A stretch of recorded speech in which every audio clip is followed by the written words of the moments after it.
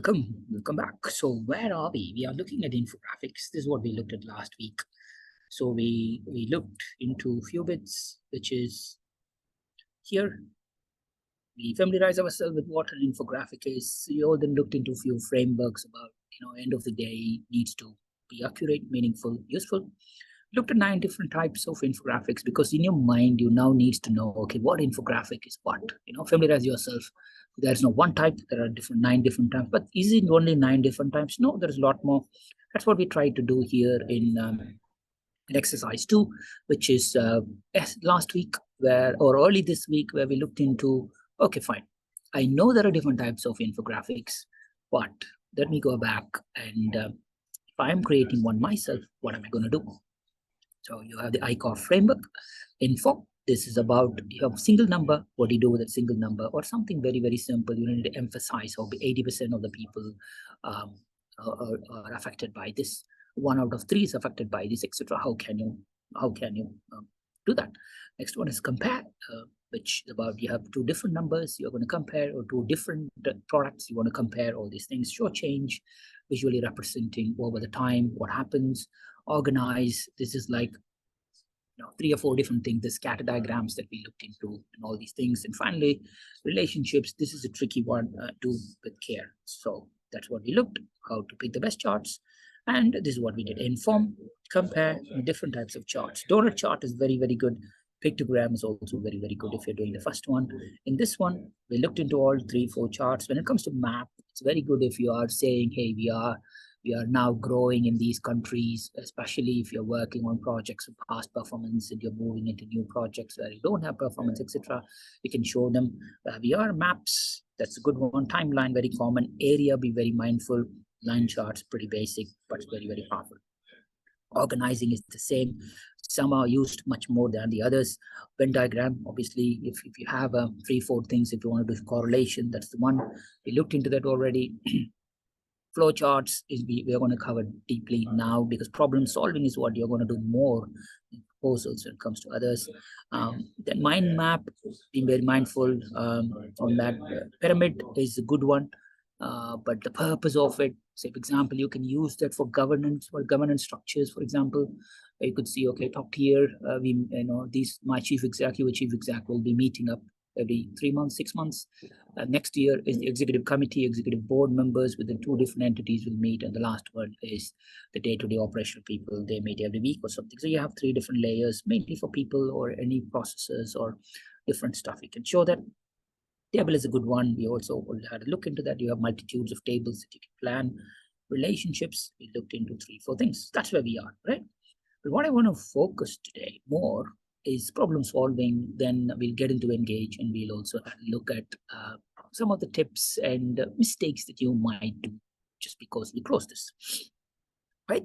Problem solving flowcharts. Some of you already have seen many of these things inside, because everything that you're going to do is problem solving, or is it? That's the question. So sometimes you have to explain complex problems, because it's important for you to distill in the simplest way what problems that your client is facing. So what you do is use a chart. So you can use different charts. Second one is, as you rightly spoken about, how did a collective entity will look like? You and your client, how are you going to work together? If there is any other people, subcontractors, how are you 3 going to work together? Or within your team, how are you going to work together? Or simply analyzing processes or decision making, which is more or less like APIs and stuff. How does the escalations going to work and other things? And training and onboarding for your team. Most importantly, to get into root causes and stuff. Let's have a look. So this could be basic, but the reason I've included this is just to ensure that you don't mess up any step, because if you mess up 1 or 2 of these steps, then you're going to lose the flow of why you are solving what you're solving, and that's going to impact yourself. Very first thing is, even before you do a chart, is just to understand, why do I need to do this chart in the first place? What's the problem I'm trying to cover? This is going to be challenging. So it's better you go to ChatGPT or Bard or any other AI tools and say, hey, just to put your thoughts in a way and get it defined in a structured way, so that you have the defined things. You go back and get all these things inside, right? If I were you, primarily in an ideal world, this is what you do. You just discuss.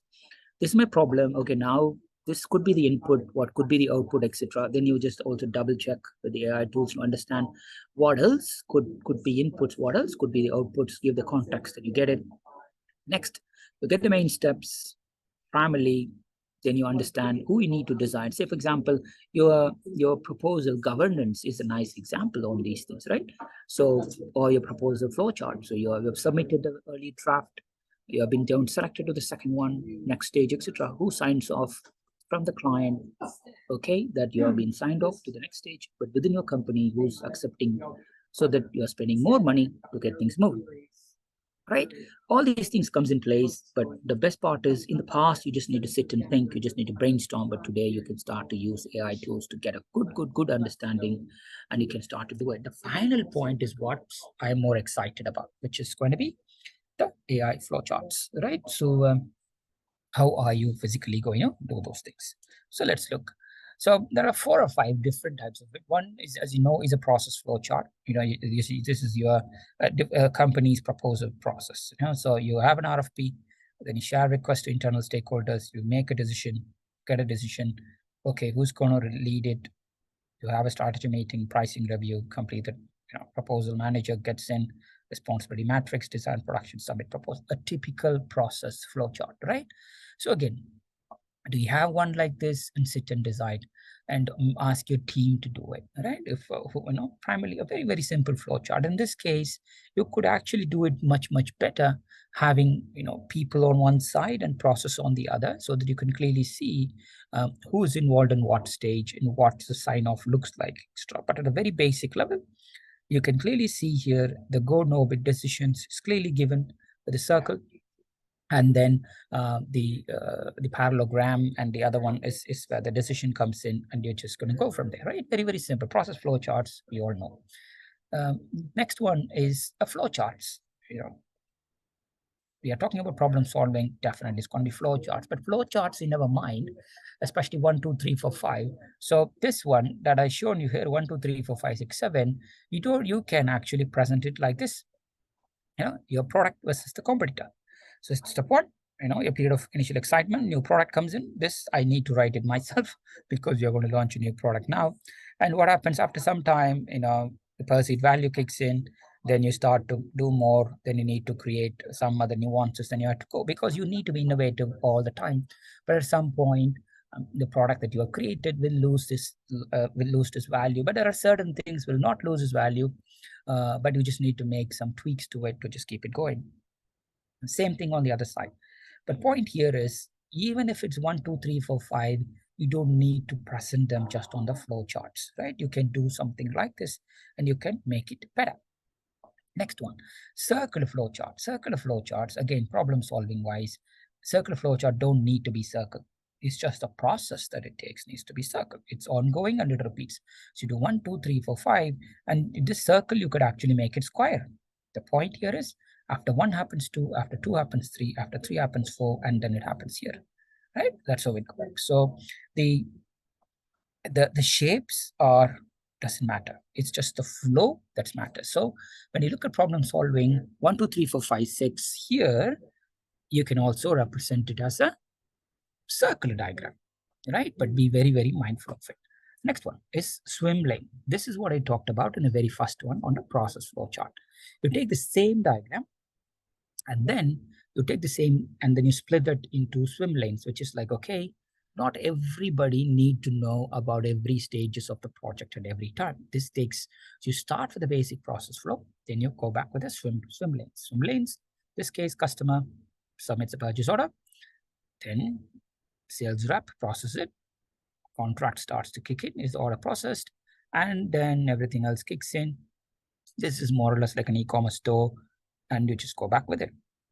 So what happens here is, this is internal process, all right? But what you can do is to make it external as well. So in this case, you have 5 different swim lanes here, different swim lanes, different process are coming in, which means your customer doesn't need to know, but him or her is the starting point of it. And then it just goes back to the things. So why is it's shaded is because those are the touch points that you are going to get back to your customer. So, so you just need to understand those touch points, which is, okay, customer contracting, procurement reviews, purchase order.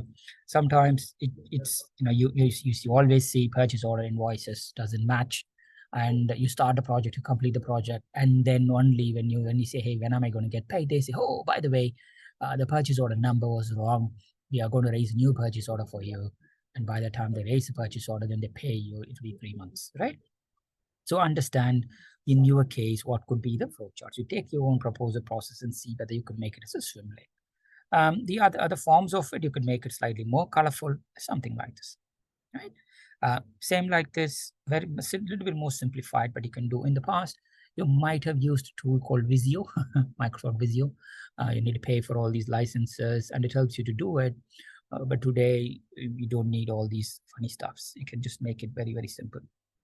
So the next one is going to be the final one, is the decision flow charts. We already had the decision flow charts, but it could, you are thinking, hey, process flow charts, swim lane flow charts, circular flow charts all look the same.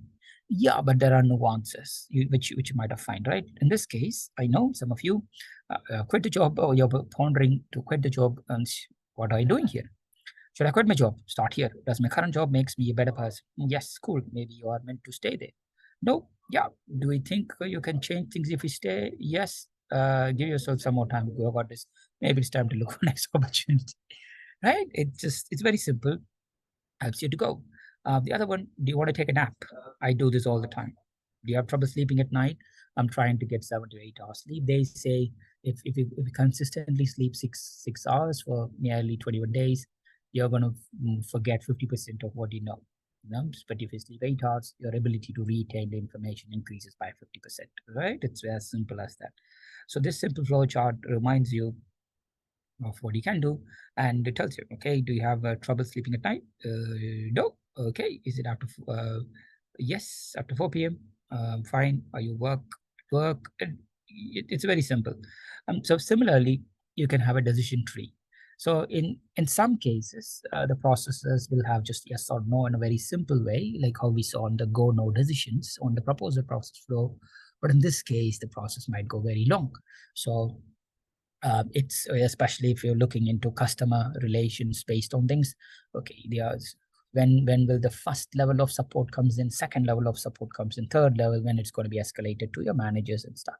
So decision flow charts, 5 different flow charts. So important thing, problem solving, understand what's the problem, get all those inputs, what's the input, what's the output, and what decisions, descriptions, etc. Discuss all these things, then you decide. It's a simple process flow. Okay, fine. Does there any decisions needs to be there? Then you're doing decisions, or 3 or 4 different stakeholders or groups needs to be involved. Then it's a swim lane. No, it's just a step 1, 2, 3, 4, 5. You just do a circular one. Bingo, job done. All right, that's what it's given here. The logical thing here.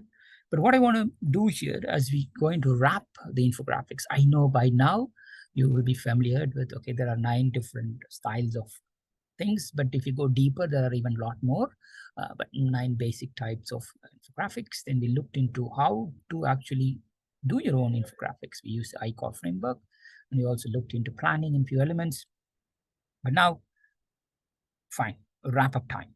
What do we need to do? Step 1, select the very basic level. Select, sequence, split.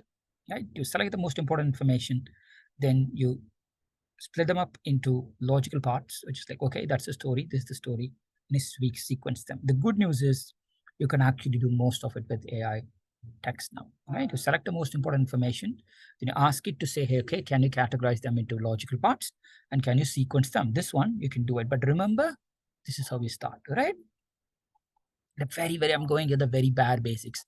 And I already shared with you a few other ways of doing in the past, in previous sessions, but very, very basic level, right? Next, now you got this information. Now I'm going to ask you to plug and play, so you got this information, then you just need to look into, okay, from what I learned now, what could be the best template?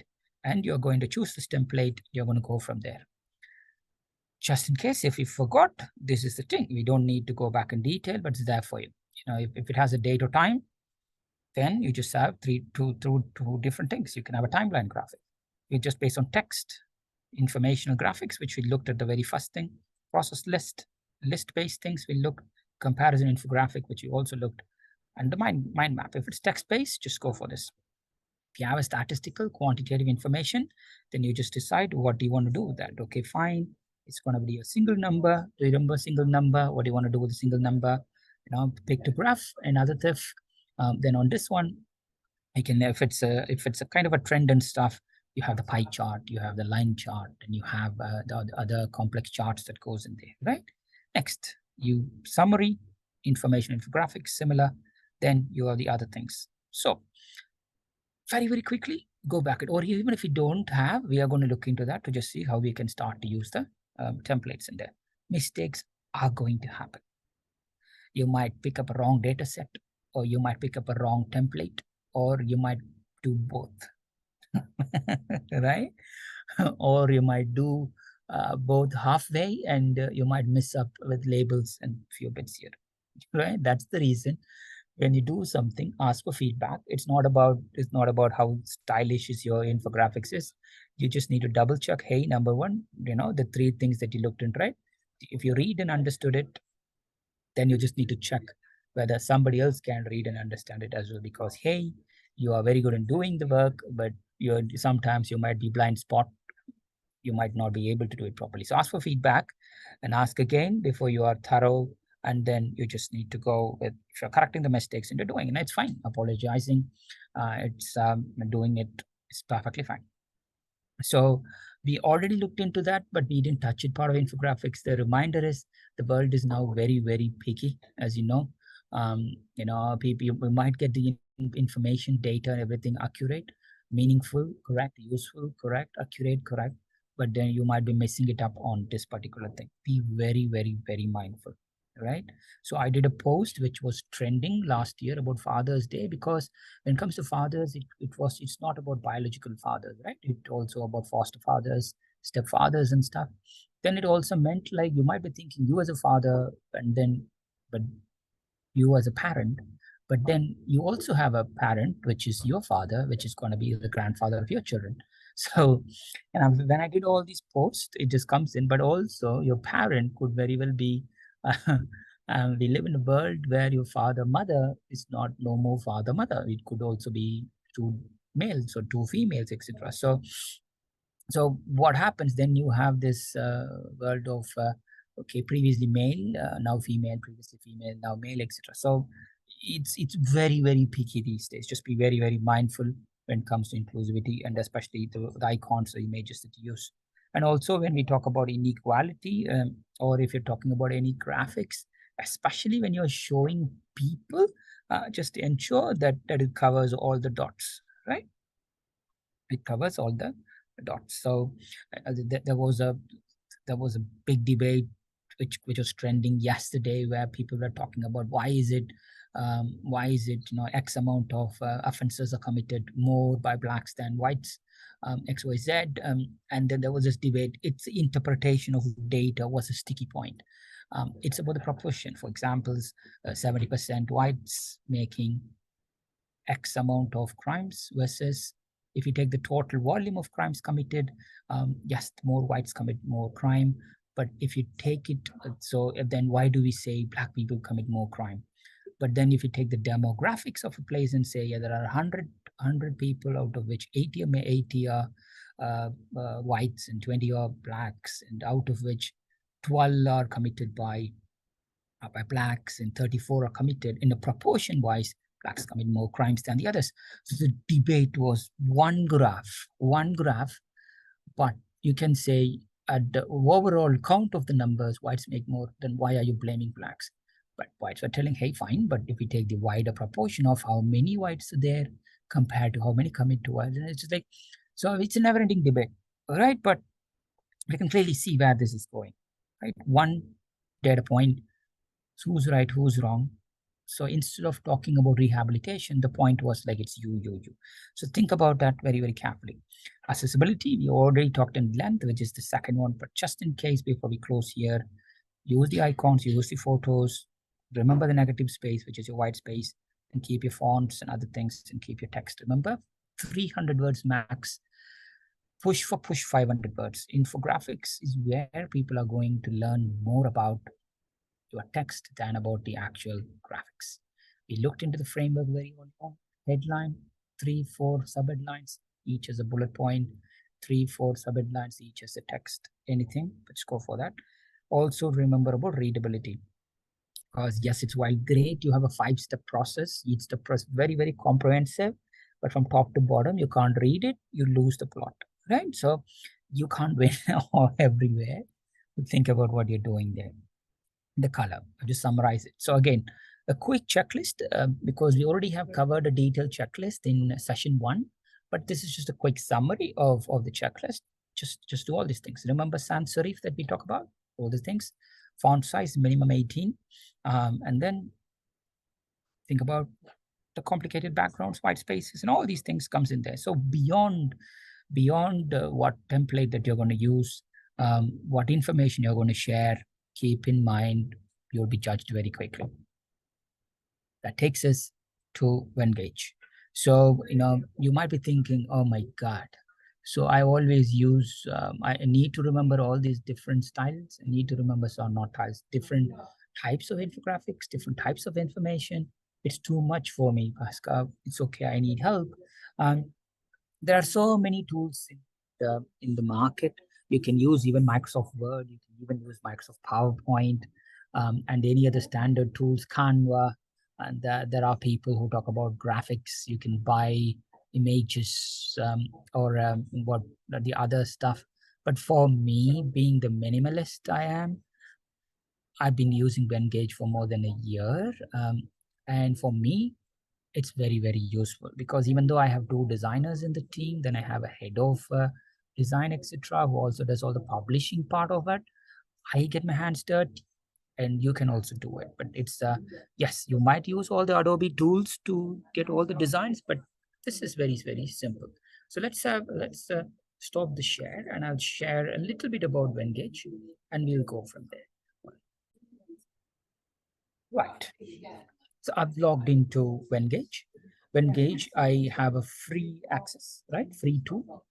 So you could go back and log in and do what you have to do. What it says is you can also invite members and stuff. You could upgrade it to the premium version. Let's have a click. Let's have a look. So primarily, it tells you what you can do. So I have a free one. You can do it free. But these are the different stuff. Business per month per user, as you can see, $24 is nothing. But you can just go for individual, more than enough, $10 a month. It's not going to break your bank. Here it is. Unlimited design, gives you exports. You can share it, all different things. The important thing is you can also upload any other images and you can play with it, right? Just a different one. So again, just as a caveat, I'm not an affiliate or anything with Engage, so I'm not going to get any commissions or anything like that. I'm just telling from the user point of view. I find this, specifically for infographics, very, very useful. So my templates. So you can start to look into the templates. So let me have a look. So you can see one of five designs used. Obviously, it's a free version, so that's what you're going to do. So come on, templates. So templates on the top. So as you can see, the whole world is open for you, right? You don't. So all the stuff that we have covered, it's here. And when you log into Engage, it normally asks you, hey, who are you? You can say, I'm a researcher, I'm an IT person, I'm a proposal person, not a proposer, I'm a copywriter, and all these things. So it then tells you based on the templates, these could be useful for you. As you can see here, business proposal. Now all these things comes up, right? All these are premium business and other things, but it's there for you, right? As a free version. So primarily you could go back and let's have a look. So infographics, brochures, mind maps, posters, presentation, flyers, diagrams, white papers, all these things in here. So the focus for us is infographics. Let's click infographics. Remember all these things that we talked about?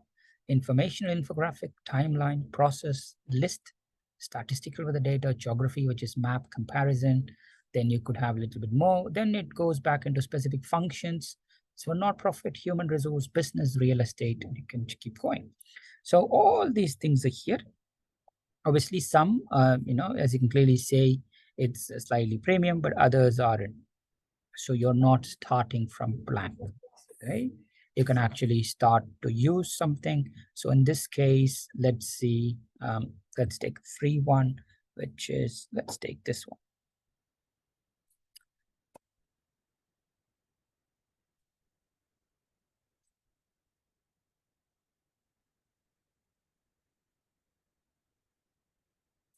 Right? It gives me all these options. So I can even import an image here that I want to use, and you can just go for that. So primarily, it's very, very, very user-friendly. So it already gives you a template. So you can add your own images here, and you can start to change anything. But the look and feel of it, at least it tells you the branding and colors. But again, you can look into the few bits, but I suggest don't get too bogged down with colors and stuff. Just pick up what you have and then play with it. In this case, we already chose the template, which is this template. You can change the name. Yeah, I'm done. Then you could add average value. So what that meant is within maybe 10 minutes, you can just change these things. Remember, sometimes you might not have any thoughts of, okay, I need to go back and I don't even need to do an infographics, but just you get inspired by the design. You're going to take something and you're going to add it. And suddenly when you drop it in your website or when your brochure or when your proposal becomes fascinating, right? It's as simple as that. So that's it. You can just do it and you can upload any images. So these are the templates. If you already had a look, icons, you can change the icons. All these icons are here. There are some images as well. Building, city, right? See, ding, ding, ding. Obviously, there are some premium and some are not. So you can just, it's a drag and drop. So you could simply take the information and drag, drop. That's it, job done. As simple as that. Then you go back and have a look at the other ones. Text, you can change it. Charts, you can add the charts. Maps, you can add the maps. Obviously, it's a premium feature. Then premium, you're talking $10, right? Background, you can change the background of different colors. This is where your branding kicks in. You can add images. You could also add any photos. Um, Images, you can upload it. And if you already had any photo, you can do it. Interactive, here we go. If you, what are you using it for? Are you going to use it for XYZ? It comes in. Could be slightly more advanced, but that's it. Very, very, very simple. So go back, as I mentioned, think what problem you're solving, um, and then decide, okay, fine, I now have a good idea, and go back and choose a template and then go with it. Or I have a vague idea about what I need to do, but I really don't know what is it. It's fine. Go back and go back to templates and pick up infographics and just have a look at the infographics or anything that you like, and simply you can save them, right? So now this becomes, now I like this, I like this design. So now you go back and then see, okay, it's going to be a step-by-step process, 1 2 3 4 5, and this is it. This is the circular one that I'm going to do, and the others are like this, and I need to do timeline. So primarily, even if you have a one timeline infographic, as you can see here, one statistical infographic, one comparison infographic, and one, I don't know, fun data. I've never used it. And it just makes it look good. Anything like that, imagine what difference it's going to make in your proposal, right? For $10. So leave it to you to ponder it. It's there. We covered it over nearly 3 hours. I think we can delve into details here. Go back, refresh what we need to do, but mostly it's very, very, very straightforward. So, what are my closing thoughts on this before we go? Let's go have a look. So, primarily, I just want you to go back and play with this, refresh the 3 topics that we covered on infographics, and then go practice it. Right? Practice it. Discuss if you want to discuss with your team members. If you don't have a team, Just see, okay, discuss with yourself, and then go back, assess your learning, which could be looking into the slides or looking into the Engage templates, and you can go for that. But either way, even for free, you have 5 templates in a month. If you use 5 templates in a proposal, more than enough, as I told you, because you can't overcook it. 5 infographics is better. And if you can do 5 infographics in the job done. So very, very simple. And that ends what we started, right? I'll go back and very, very quickly summarize what we did. So we looked into infographics, 9 different infographics, 9 different types. Then we also looked into, okay, fine, if I need to make an infographic, how am I going to look at what are the different types? That's where we looked into these things. Okay, so you now need to know relationship is this, organizing is this, change is this. It's already given in Engage, as we just saw, and now you can go back and do it. Problem solving, I specifically did this because you're going to do this all the time, right? So what are you going to do? It's different charts, simple, just go with that.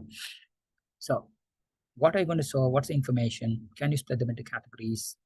Click up a template, just in case, test out what template you need. We already covered it previously. Then mistakes do happen. Just be very, very mindful of accessibility, inclusion, etc. when you do it, because you might be missing it because it's not easy world these days. They forget all the good stuff that you did, and one small mistake you will be cornered. This is who you are. This is what you always did, etc. which is quite frustrating. But you need to go and stand up to all these things. Be very, very mindful of all these things, right? Fonts, readability, color, checklist is here. Play with Engage, and that's it. So next week we look into a couple of AI tools, and we'll gradually get into more. So I think we are nearly 70% there. I think 2-3 more weeks. But I hope you're enjoying it, and I'll see you next week. Thank you.